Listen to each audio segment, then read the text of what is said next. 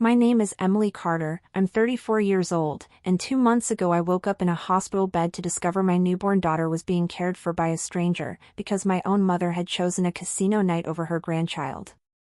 For 9 long years, I secretly sent my parents $4,500 every single month, almost $500,000 in total, and not once did anyone ever say thank you.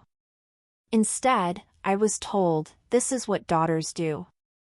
Everything finally cracked the night I lay in an emergency room with a punctured lung, 3 broken ribs, and my baby alone in the NICU, while my mother casually told my husband, Emily always has these emergencies. Your sister never has these problems. It all started 9 years earlier, when I was 25 and fresh out of college. My first real paycheck had just landed in my bank account, and I remember staring at the number like it was proof that my life had finally begun. That's when my phone rang. My mother, Diane, was crying. She told me my father had suffered a small stroke. I panicked, asking if he was okay, and she assured me he was stable, but then came the real reason for the call. Medical bills were piling up, insurance was terrible, and they were behind on the mortgage. Foreclosure, she said, was a real possibility. I asked how much they needed, and after a dramatic pause, she said $2,000 a month. She added one condition before hanging up: don't tell your father. He'd be ashamed. I agreed without hesitation. What kind of daughter wouldn't? She never thanked me. Not that night, not ever. Instead, she reminded me that helping family was my duty.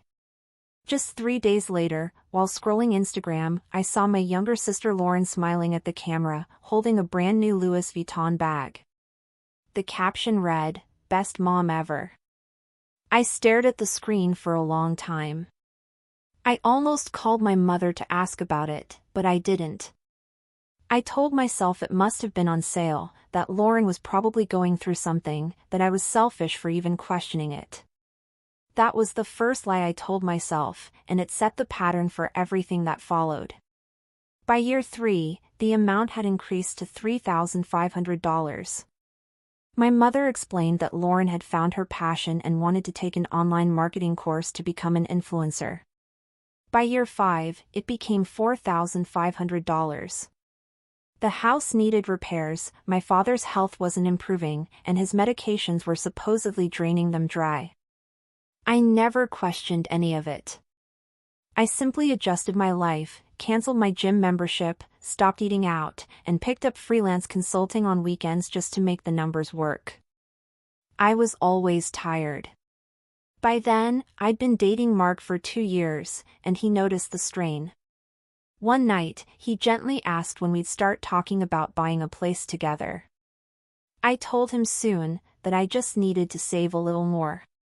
He didn't push, but during Thanksgiving after visiting my parents, he asked something I couldn't shake. Had I noticed that my mother never asked how I was doing? She'd spent 40 minutes talking about Lauren's Instagram followers and hadn't mentioned my promotion even once. I laughed it off, but deep down, it bothered me. That night, I remembered a call from my grandfather, Samuel Carter, 4 years earlier. He'd asked if I was happy, if my mother was good to me. Something in his voice had felt heavy, almost worried. I told him everything was fine, and before hanging up, he made me promise to call him if that ever changed. I forgot about that promise until much later, when it was already too late. The pregnancy changed something inside me that I couldn't ignore anymore. I was 33 when I saw the 2 pink lines, and for the first time in years, I felt hope instead of responsibility. Mark cried when I told him, holding me like we'd already become a family. That night, while lying awake, my mind started doing math I'd avoided for almost a decade. $4,500 a month, 12 months a year, for 9 years. The number made my chest tighten, $486,000. A house, a college fund, a future I'd quietly handed away. I tried to push the thought aside, telling myself that what mattered now was the baby.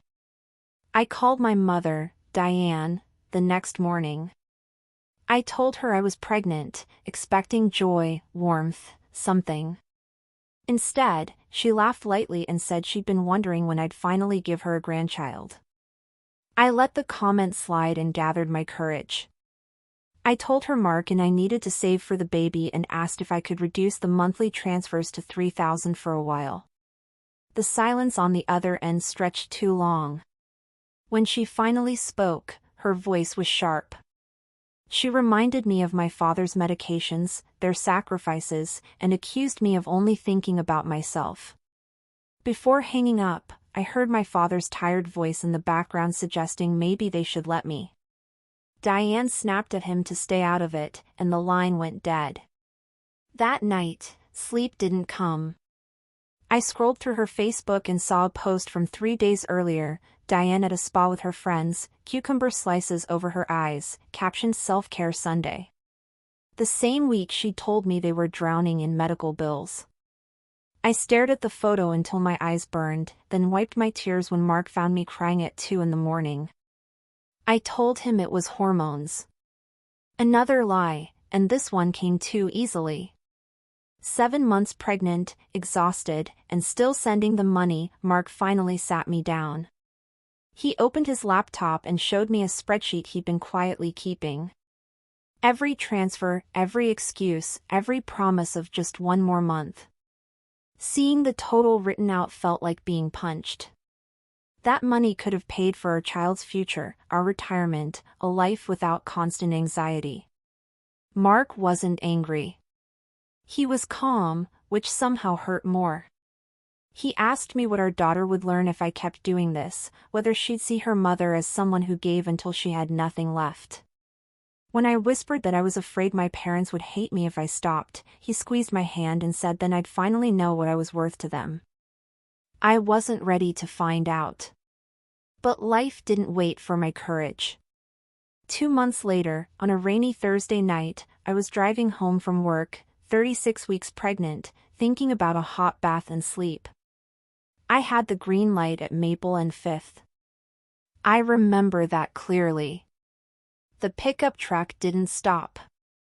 Metal screamed, glass shattered, and pain exploded through my chest. I couldn't breathe. Every inhale felt like fire. Through the chaos, I touched my belly, terrified, praying she was still alive. Sirens blurred into darkness, and the last thought I had before losing consciousness was begging the universe to take me instead of her. I didn't wake up for 14 hours. When I did, I was in the ICU with a tube down my throat and pain everywhere. A nurse told me my daughter was alive but premature, in the NICU. Mark was on a flight, still hours away. I asked about my mother, already knowing the answer.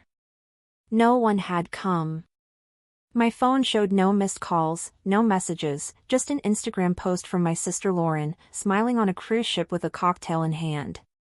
That was the moment something inside me finally broke. As I lay there, barely breathing, I realized I'd spent 9 years saving everyone except myself.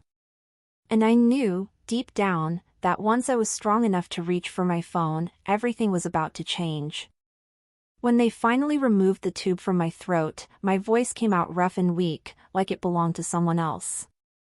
The first thing I asked was where my daughter was. The nurse smiled gently and told me she was small but strong, fighting like she already knew the world wasn't going to hand her anything easily. I cried then, the kind of crying that shakes your whole body, because she was alive, because I was alive, and because I was suddenly very aware of how alone we were. I asked again about my family, even though I already knew the answer. The nurse hesitated before telling me no one had come. Not my mother, not my sister, no one. They handed me my phone, its screen cracked from the accident but still working. There were no missed calls from my mother, no texts asking if I was alive. Instead, there was a notification from Instagram. Lauren had posted another photo from her cruise, laughing under the sun, captioned "Living my best life." I stared at it for a long time, then set the phone down without a word. That was when I asked the hospital staff to arrange a night nurse for the NICU.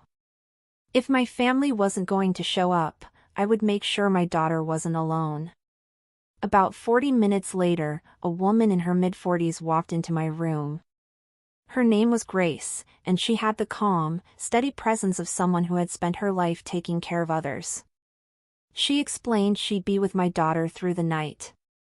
As she glanced at my chart, she paused, reading my name again. "Emily Carter?" she asked softly. I nodded. Her expression shifted, something like recognition mixed with sadness. She told me she used to work for my grandfather, Samuel, years ago.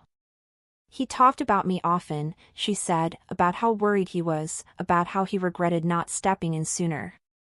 Before leaving, she scribbled a phone number on a notepad and placed it beside my bed. "Just in case you want him to know," she said. Later that night, alone in the dim ICU room, I opened my banking app. I scrolled back through years of automatic transfers, month after month, like clockwork. 9 years of loyalty. 9 years of silence in return. My finger hovered over the screen as my mother's voice echoed in my head, "This is what daughters do." Then another question surfaced, one I'd never allowed myself to ask before. What do mothers do? I tapped the screen. Cancel transfer. Are you sure? Yes. 3 taps. 9 years ended in less than 10 seconds. I felt something loosen in my chest, something that had nothing to do with my broken ribs. 3 hours later, the door to my hospital room opened, and there he was. My grandfather. Taller than I remembered, silver-haired, eyes sharp despite his age. He crossed the room quickly and took my hand, his grip firm and grounding. "I'm here now," he said, and I broke down completely. He told me Mark had called him when my mother refused to come, and that he'd driven straight through the night. From his coat, he pulled out a thick folder and placed it on my bed. Inside were printed bank statements, my bank statements, every transfer documented.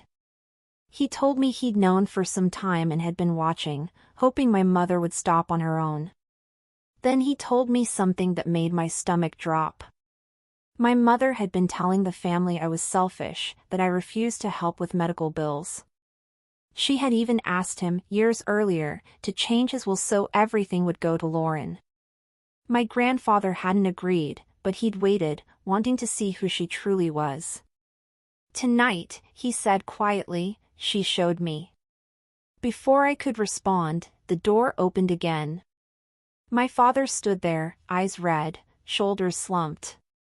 He admitted he'd finally called Grandpa, that he couldn't stay silent anymore.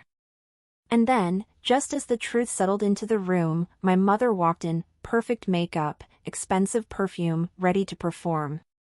She hadn't come for me.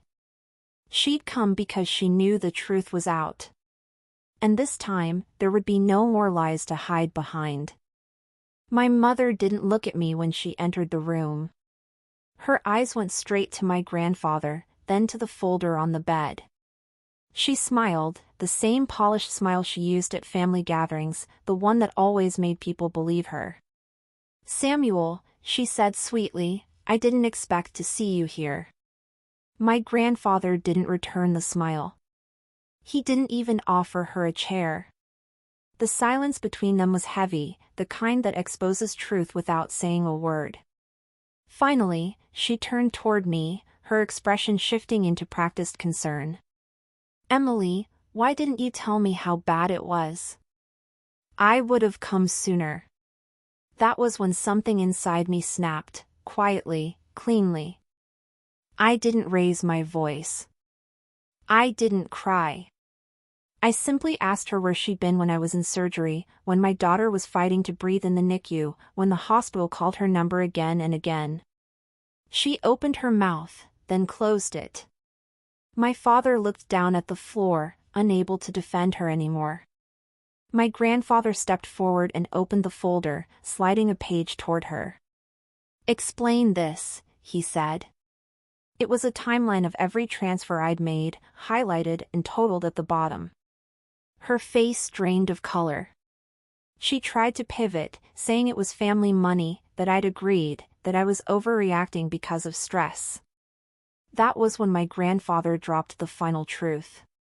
He told her he knew about the lies she'd been spreading, that I was selfish, that I refused to help, that I didn't care. He told her he knew about the request to cut me out of the will in favor of Lauren. For the first time in my life, my mother looked small. Angry, yes, but cornered. She snapped back that Lauren needed more support, that I was strong enough to survive without help. I laughed then, a short, broken sound. Strong enough had always meant convenient enough. The nurse came in quietly and told me my daughter was stable, asking if I wanted to see her. I nodded immediately. As they wheeled me toward the NICU, I didn't look back to see if my mother followed. She didn't. My grandfather walked beside me instead, his hand resting protectively on the side of the bed. When I saw my daughter through the glass, tiny, fragile, but breathing, I felt a clarity I'd never known before. This was my family now. Anyone who couldn't show up for her didn't deserve access to either of us. The next morning, my grandfather returned with documents. He spoke calmly, like a man who had made his decision long ago. He told me he was setting up a trust for my daughter, one that no one else could touch. He told me I wouldn't need to send another dollar to my mother, ever again. And then he said the words I never expected to hear, "I'm sorry I didn't protect you sooner." That apology healed something I didn't even realize was still bleeding. When my mother finally called me later that day, I let it go to voicemail. Her message was furious, then tearful, then threatening. I deleted it without finishing. Lauren texted once, saying I'd ruined everything. I blocked her. My father stayed. He apologized quietly, without excuses, and asked how he could help. For the first time, I believed him. Weeks later, I left the hospital with my daughter in my arms.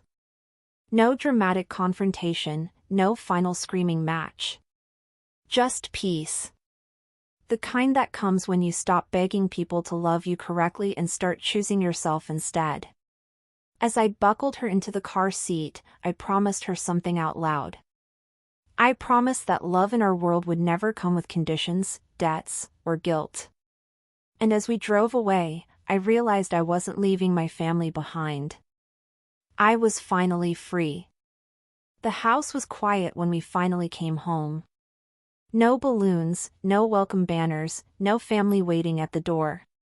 Just silence, and for the first time, it didn't feel empty. It felt safe. I laid my daughter in her crib and watched her chest rise and fall, steady and sure. In that moment, I understood something that had taken me years to learn: peace doesn't arrive with applause. It arrives when the noise finally stops. A week later, my grandfather visited again. He didn't bring speeches or advice, only groceries and a small wooden box. Inside were letters he had written over the years but never sent, letters meant for me. In them, he apologized for believing that staying distant was the same as staying neutral. He wrote about my mother as a child, about how entitlement slowly replaced gratitude, and how silence can become a kind of betrayal. I didn't read them all at once. Some truths need space to breathe. The legal changes moved quietly but firmly. The trust for my daughter was finalized. My name was secured, my future protected. My mother tried once more to reach out, not with love, but with negotiation. She wanted to talk things through, to move past misunderstandings. I declined. Closure, I learned, doesn't require conversation. It requires clarity. And I had plenty of that now. Months passed. My daughter grew stronger, louder, curious in the way only babies can be. Every milestone felt like a victory we had earned together. I returned to work on my own terms, rebuilding not just my savings, but my confidence. People who once dismissed me began to speak differently, softer, more respectful. Not because I demanded it, but because I finally believed I deserved it. One afternoon, while rocking my daughter to sleep, I caught my reflection in the window. I looked older, tired, but also unbreakable in a way I'd never been before. I thought about the girl I used to be, the one who believed love had to be paid for, earned monthly, proven through sacrifice.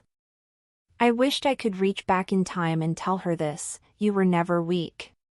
You were just surrounded by people who benefited from you believing you were. I didn't rebuild my life with revenge. I rebuilt it with boundaries. I didn't win by taking something from them. I won by taking myself back. And if my daughter ever asks me why we don't see certain relatives, I won't tell her a story about villains or victims. I'll tell her a story about choices. About how love should feel safe. About how walking away can be the bravest thing you ever do. As I turned off the light and closed her bedroom door, I felt something settle deep inside me, a quiet pride. Not for surviving, but for stopping the cycle. This wasn't just the end of a story. It was the beginning of ours.